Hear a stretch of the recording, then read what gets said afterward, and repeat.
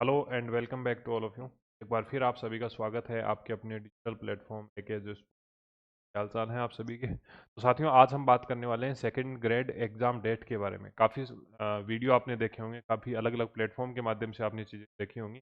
हम यहाँ पर बात करने वाले हैं ऑथेंटिक नियम क्या कहते हैं और वर्तमान में राज्य सरकार के द्वारा आरपीएससी के द्वारा इस एग्ज़ाम को आगे करने के लिए या फिर वर्तमान समय में जो आपकी एग्ज़ाम डेट दी गई है उसके ऊपर कंडक्ट करवाने के लिए क्या कुछ प्रयास किए जा रहे हैं। उन दोनों ही एस्पेक्ट के बारे में बात करेंगे। एग्ज़ाम को बढ़ाना या फिर ऑन टाइम करवाना पूरे तरीके से सरकार और आरपीएससी की मंशा पर डिपेंडेंट है। पर जो नियम कहते हैं उनके बारे में हम बात करने वाले हैं। ठीक है, करें स्टार्ट। तो सबसे पहले आप सभी को पता है 17 तारीख को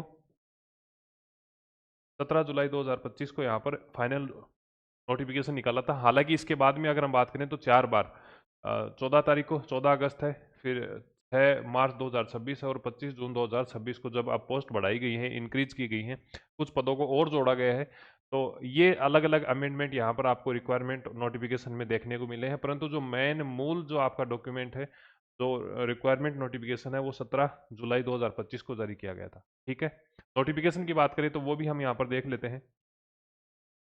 ये आपका वो नोटिफिकेशन है जो कि 17 जुलाई को जारी किया गया है और जो पदों में वर्दी के बाद में एग्जाम डेट को एक्सटेंड करने को लेकर मांग उठ रही है, उस नियम की अगर हम बात करें तो पहले की स्थिति ये होती थी। आप सभी ने देख लिया होगा, इसके बारे में लगभग टीचर्स ने, लगभग प्लेटफॉर्म ने आपको बता दिया है। पर नियम एक्चुअल में क्या है वो हम बात कर लेते हैं। ठीक है, और सरकार के द्वारा क्या कुछ प्रयास किए जा रहे हैं इस भर्ती के लिए वो भी हम देख लेंगे। ठीक है, तो इसमें अगर हम बात करें तो नियमों के अनुसार अगर हम चलते हैं तो जैसे ही आप खुद से भी देख सकते हो, देखो इसमें आपको ना किसी प्लेटफॉर्म पर जा जाके ये कहने की आवश्यकता नहीं है कि सर बताओ क्या होगा क्या होगा। देखो ये सीधी सी बात है, कार्मिक विभाग की जब आप वेबसाइट पर जाते हो तो वहां पर आपको ऑर्डर मिलता है। ऑर्डर कब का मिलेगा? तो 17 जुलाई का हमने बात की थी, आरपीएससी के द्वारा किया गया है, और 21 जुलाई को एक जो है वो यहाँ पर अलग अलग वेरियस डिपार्टमेंट के जो सर्विस रूल है उनके अंदर यहाँ पर अमेंडमेंट किया गया था राज्य सरकार के द्वारा। ठीक है, इस नियम की अगर हम बात करें तो सबसे पहले मैंने डेट आपको बताई दी है। आर्टिकल 309 जो कि सर्विसेज के बारे में है, इसका इस्तेमाल करते हुए यहाँ पर कहा गया है कि भैया तो यहाँ पर अमेंडमेंट हुए हैं वो अमेंडमेंट वेरियस डिपार्टमेंट में होंगे। अब ये डिपार्टमेंट की बात करें तो क्योंकि हम सेकंड ग्रेड की बात कर रहे हैं, तो सेकंड ग्रेड जो है वो शिक्षा विभाग के अंडर आता है। तो शिक्षा विभाग जो है उसके बारे में भी यहाँ पर जिक्र किया गया है। अगर हम बात करें तो जैसा कि आप सभी को पता है कि भाई पहले स्थिति ये थी कि एक बार अगर नोटिफिकेशन अगर निकाल दिया गया है किसी भी बोर्ड के द्वारा, किसी भी संस्था के द्वारा, यदि भर्ती प्रक्रिया का आयोजन करवाया जाता है और उसके दौरान अगर एक बार नोटिफिकेशन जारी कर दिया है तो अधिकतम आप क्या कर सकते हो, 50% तक की पदों की बढ़ोतरी कर सकते हो। इसका मतलब ये हुआ कि यदि आपने 100 पदों पर वैकेंसी निकाली है तो फिर आप बाद में इन पदों को मैक्सिमम कितना कर सकते हो, बढ़ाकर 150 कर सकते हो। मतलब 50% तक की वर्दी के लिए अलाउ किया गया था।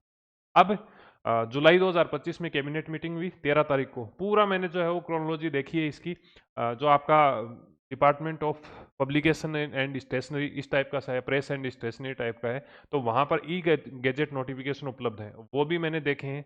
ये ऑर्डर भी वहाँ से वेबसाइट से देखा है। पूरा निचोड़ निकालने के बाद में जो चीज़ निकल के आई है वो हम यहाँ पर डिस्कस कर रहे हैं। तो मैंने आपको बताया कि भी पहले 50% थी, अब ये क्या किया गया है, यहाँ पर इस 50% तक की जो सीमा थी उसे अब बढ़ाकर कितना कर दिया गया है, 100% कर दिया गया। ठीक है, इसका मतलब ये हुआ कि जो पहले जो सीमा 150 पदों की थी, मतलब 100 पद अगर मूल नोटिफिकेशन में निकले हैं, इनको बढ़ाकर 150 कर दिया है। इस 150 की सीमा को अब बढ़ाकर कितना कर दिया है, 200। मतलब जितने पद मूल आपके नोटिफिकेशन के अंदर निकले थे उनसे लगभग 100% तक की वृद्धि और की जा सकती है। मतलब जस्ट डबल किए जा सकते हैं। ठीक है, ये ऑर्डर कब का है, 21 जुलाई 2025 का। यहां तक चीजें क्लियर हैं? इसका मतलब ये हुआ कि ये नोटिफिकेशन पहले का है, तो ये जो नियम है ये इस भर्ती पर लागू नहीं होते। तो 50% वाला एक तो वो इश्यू हो गया। ठीक है, एक कुछ जैसा कि आप सभी को पता है कि भी कुछ सब्जेक्ट ऐसे थे, कुछ कैटेगरी ऐसी थी जिनमें पहले पोस्ट नंबर ऑफ पोस्ट 0 थी, अब उन्हें बढ़ाकर 2 कर दिया है, किसी में 4 कर दिया है। तो पहले अगर 0 ही पोस्ट थी तो कौन अप्लाई करेगा उसके लिए? अब वो पोस्ट बढ़ाई गई है, एक पक्ष ये आता है। दूसरा पक्ष क्या है? दूसरा पक्ष ये है कि भैया अब जब पद बढ़े हैं, पदों के अंदर इतना इंक्रीमेंट हुआ है, तो फिर सरकार जो है, आरपीएससी है, इनसे मांग की गई है लगातार कि भाई इस डेट को एक्सटेंड किया जाए। ठीक है, यहाँ तक चीजें सबके क्लियर है। वर्तमान में राज्य सरकार और आरपीएससी के द्वारा क्या किया जा रहा है वो हम बात कर लेते हैं। तो यदि हम बात करें राज्य सरकार की या फिर आरपीएससी की बात कर लें,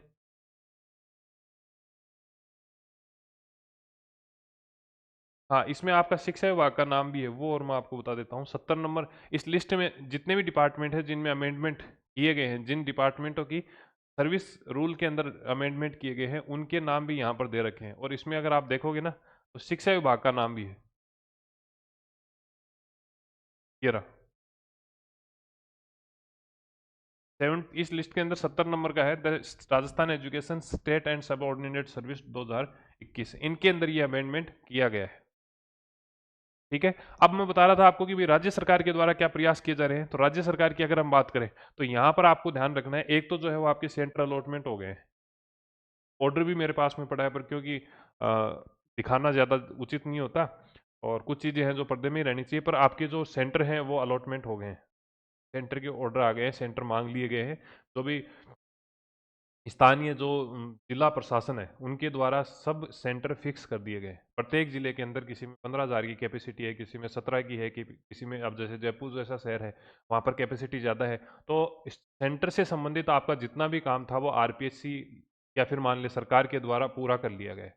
दूसरी स्थिति ये आती है, आप सेकेंड स्टेज आएगी, जितने भी कर्मचारी हैं जो वहाँ पर इन्विजिलेटर के रूप में, अभिजागर के रूप में वहाँ पर काम करेंगे, आपके एग्जाम हॉल के अंदर जो ड्यूटी देंगे, उनकी ड्यूटी आने बाकी है। और मैंने अपने स्तर पर जो पता किया है तो अभी तक जो ड्यूटियां आई हैं, जो तामील की गई हैं, जो पाबंदी की गई है, वो आपकी जुलाई महीने में जो एलडीसी की एग्जाम है वहां तक की ड्यूटियां आ चुकी हैं, वहां की ड्यूटीज आ चुकी हैं। इसका मतलब ये है कि सेकंड ग्रेड के लिए अभी तक ड्यूटी नहीं मांगी गई है, पर सेंटर वाला काम हो गया है। जैसे अगर ड्यूटी से संबंधित कोई अपडेट आती है तो वो मैं आपको अपडेट कर दूंगा टेलीग्राम और हमारे यूट्यूब चैनल पर। तो यदि आपने यूट्यूब और टेलीग्राम चैनल नहीं ज्वाइन किया तो कर लेना रेगुलर अपडेट के लिए। बाकी तो ठीक है, वैसे तो मेरे को बताना ही है, पर हाँ, अभी तक ड्यूटीज नहीं मांगी गई हैं। 2-4 दिन का और इंतजार कर लेते हैं, या तो ड्यूटी आ जाएगी या फिर एक्सटेंशन का या एक्सटेंडन जो एग्जाम है उसकी डेट को एक्सटेंड करने का ऑर्डर आ जाएगा। ठीक है, आपका क्या कुछ सोचना है इसके बारे में वो आप बता सकते हैं। पेपर आपके ऑलरेडी बन चुके हैं ये आप मान के चलना है, क्योंकि पेपर आजकल जिस हिसाब से आरपीएससी ने फर्स्ट ग्रेड का एग्जाम लिया है, फर्स्ट ग्रेड के एग्जाम को देखने से ये तो पता चल रहा है कि भाई करंट अफेयर जो है, अगर आप आरपीएससी के एग्जाम की तैयारी कर रहे हैं तो करंट अफेयर लगभग 40 दिन पहले तक का आपको पढ़ना है। इसका मतलब ये हुआ कि जून महीने का करंट अफेयर आपको नहीं पढ़ना, और इससे ये भी क्लियर होता है कि जून महीने के अंदर आपका पेपर बन चुका है। ठीक है, तो अगर मान लो एग्जाम आगे एक्सटेंड होती भी है तो एहसास नहीं होगा कि भाई 3 महीने या 5 महीने चले जाएगी, ज़्यादा से ज़्यादा आपको 1 से 1.5 महीने का समय मिलने वाला है। मतलब आप ये मानिए कि अगर एक बार फॉर्म रीओपन होते हैं तो फॉर्म रीओपन होकर जो टाइम विंडो है वो लगभग 20 दिन का मान लो या 15 दिन का मान लो, और जो एग्ज़ाम डेट होगी वो आपकी ज़्यादा से ज़्यादा आप ये मानिए कि भी जुलाई में है एग्ज़ाम, एक्सटेंड हो गए, ज़्यादा से ज़्यादा ये हो सकता है सितंबर सितंबर के आसपास में चली जाए। और बाकी तो देखो आरपीएससी पर डिपेंड करता है कब उनको स्लॉट मिलते हैं और कब उनको जो है वो आगे जो सेंटर से संबंधित फिर वापस से जो है वो ये अरेंजमेंट करने पड़ते हैं। तो आप ये मानिए कि आपके पेपर ऑलरेडी बन चुके हैं, पेपर यही आने वाले हैं। करंट अफेयर वगैरह के लिए आपको ज़्यादा टेंशन लेने की आवश्यकता है नहीं, क्योंकि सेकंड ग्रेड का free of cost current affair आपको उपलब्ध कराया जा रहा है। और कल तो जितने भी पेपर हुए, इंक्लूडिंग आपका फर्स्ट ग्रेड का पेपर, फर्स्ट ग्रेड के 4 पेपर हुए थे आरपीएससी के द्वारा, फर्स्ट ग्रेड के 4 पेपर हुए हैं। इसके अलावा पीएसआई भर्ती हुई थी जो कि 5 और 6 अप्रैल को हुई है। इन सभी के जितने भी पेपर हैं, मतलब 2025 से लेकर अभी तक जितने भी पेपर हुए हैं उनकी पीडीएफ कल उपलब्ध करा दी है आपको। ये नाम मात्र की मतलब ये मानिए कि फ्री ऑफ कॉस्ट है आपके लिए, है ना। ये कोर्स उपलब्ध है, करंट अफेयर का क्लास है, पीडीएफ है, इसको बढ़िया पढ़ लो। अगर मान लो खुदा न खास्ता अगर एग्जाम आगे जाती भी है तो इससे फिर जो है वो करंट अफेयर आपको चेंज करने की आवश्यकता नहीं है, क्योंकि पेपर ऑलरेडी आपके बन चुके हैं और ज़्यादा एग्जाम आगे जाने की संभावना होगी भी नहीं अगर जाती है तो। बाकी आपकी क्या कुछ प्रतिक्रिया है वो आप मेरे को बता देना। यहाँ पर हमने 3 महीने के अंदर जो भी कुछ महत्वपूर्ण घटनाएं हुई हैं करंट अफेयर से संबंधित, वो सारी की सारी चीज़ें आपको यहाँ पर उपलब्ध करा दी हैं। ठीक है, क्लासेज भी हैं, पीडीएफ भी है, ये जो है वो आपको देख सकते हो यहाँ पर जो है वो पीडीएफ आपको उपलब्ध कराई है प्रीवियस ईयर के क्वेश्चन की। तो जितने भी क्वेश्चन हैं, तो वर्ष 2025 और 26 में करंट अफेयर से संबंधित पूछे गए हैं, चाहे वो आरपीएससी की एग्जाम है, चाहे यूपीएससी की एग्जाम है, चाहे अधीनस्थ बोर्ड की कोई एग्जाम है। जैसे अभी लेटेस्ट 28 जून को शायद वनपाल का पेपर हुआ था, तो वो पेपर भी इसमें ऐड कर दिया है। करंट अफेयर से संबंधित जो क्वेश्चन है वो यहाँ पर ऐड कर दिए हैं। तो इसको आप पीडीएफ को आराम से पढ़ सकते हैं, आंसर की भी आपको लगा कर दी गई है। ठीक है, फ्री ऑफ कॉस्ट अवेलेबल है, ये हमारी एप्लीकेशन पर है। एप्लीकेशन को डाउनलोड कर लो, वहाँ पर कोर्सेज सेक्शन होगा, सेकंड ग्रेड का आपको क्लास मिलने वाली है, क्वेश्चन मिलने वाले हैं, नोट्स मिलने वाले हैं, वो भी फ्री ऑफ कॉस्ट। और ऐसा नहीं है कि आप फ्री ऑफ कॉस्ट है इसका मतलब क्वालिटी इसकी खराब होगी। हमने जो कंटेंट आपको उपलब्ध कराया था फर्स्ट ग्रेड का, उसमें आप देख सकते हो केवल और केवल कौन से दो पेपर, एक तो आपका ग्रुप ए और ग्रुप बी, इन दोनों में से इतने क्वेश्चन आए हैं, देख लो, मतलब 8-8 9-9 क्वेश्चन आ रहे हैं 10 में से। तो फ्री का मतलब ये नहीं है कि खराब है, फ्री का मतलब ये है कि आपको बेहतर तरीके से पढ़ना है। समय कम था, इसलिए मैंने सोचा कि भैया आपको एक बार एप्लीकेशन में बढ़िया सलीके से अरेंज तरीके से उपलब्ध करवा देते हैं। ठीक है, तो ये चीज़ें हैं। बाकी अगर अदर कोई एग्जाम के संबंधित कोई अपडेट होती है तो वो भी जो है आपको इस यूट्यूब चैनल और हमारे टेलीग्राम चैनल पर उपलब्ध हो जाएगी। कंटेंट अगर आप देखना चाहो इसके अंदर तो देख सकते हो, मेरे को सेल आउट नहीं करना। अगर आपने पढ़ा है, अगर आप वहाँ से संतुष्ट हैं करंट अफेयर से संबंधित, तो फिर आप वहाँ से पढ़ना। ठीक है, कल लास्ट क्लास इसकी अपलोड हो गई है, योजना नीति अधिनियम जो भी इसमें चर्चित थे वो सारे के सारे अपलोड कर दिए हैं। इसके साथ में जैसे ही आप यहाँ पर व्यू पीडीएफ में जाओगे तो आपको पैनल की जो स्लाइड है वो आपको यहाँ पर मिल जाएगी।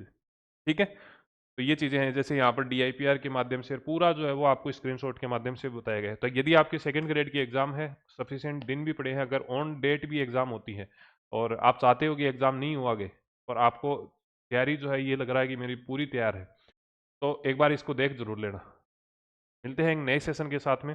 ड्यूटियों से संबंधित अगर कोई अपडेट आती है तो वो मैं टेलीग्राम के माध्यम से अपडेट कर दूंगा, तो टेलीग्राम जरूर ज्वाइन। धन्यवाद।